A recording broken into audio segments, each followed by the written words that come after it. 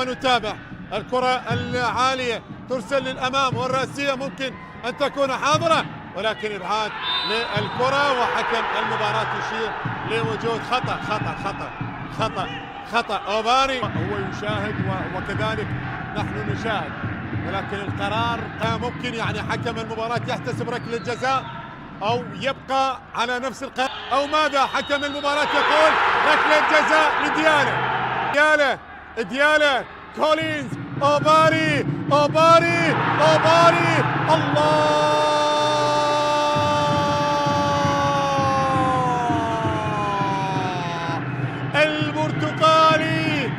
البرتقالي وعن طريق الأسمراني عن طريق الغاني كولينز أوباري يتقدم ديالة بأول أهداف المباراة. هدف هدف هدف هدف هدف للضيف، هدف لكولينز أوباري. الغاني يتقدم، حط الكرة على اليمين وحارس المرمى على اليسار، وبالتالي هوبا في المرمى وسام محمد. الكرة ترسل للأمام، مصطفى مؤيد، مرور ممتاز من ايزي لأندرسون داخل منطقة الجزاء، هذه خطيرة، فرصة للتعادل والتعادل، جول التعادل، يأتي التعادل من النيجيري، هدف التعادل من النيجيري من هداف الفريق إفياني إيزي. اللاعب النيجيري يسجل هدف التعادل. 1-1 الآن، 1-1 الآن.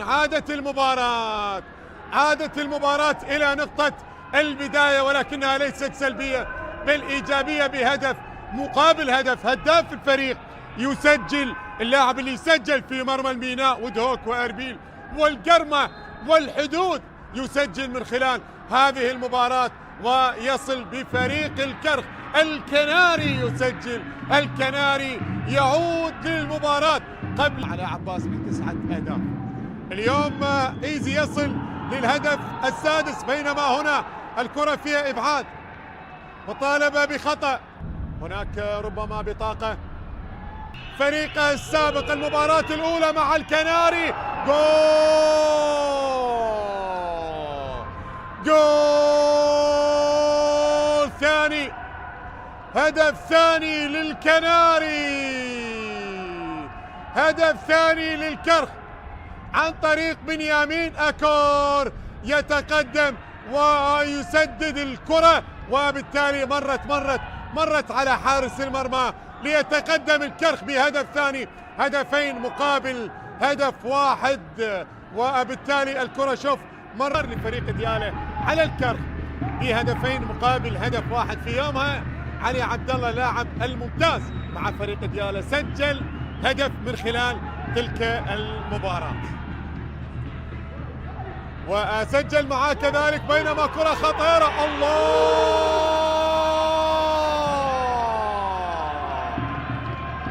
الله على جمال الهدف، الله على جمال الهدف.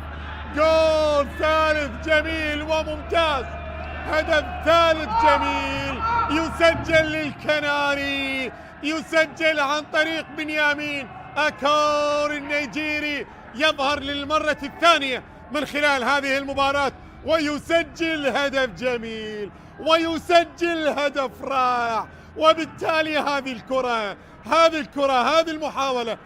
المحاولة بإصرار كبير، بكرة ترسل هكذا ساقطة، وحارس المرمى حاول مع الكرة ولكنها تسكن الشباك. الإبعاد ما كان قويا، الإبعاد إلى جهة اليمين، عرضية داخل منطقة الجزاء خطيرة، وحكم المباراة يشير لوجود ركلة جزاء لأيمن الصفا الثالثة. ولديك القرار ولديك أنت بكل جزاء. هنا حكم المباراة احتسب ركلة جزاء، ولكن أو ركلة جزاء إذا ما فيها، يقول له خلاص ما فيها.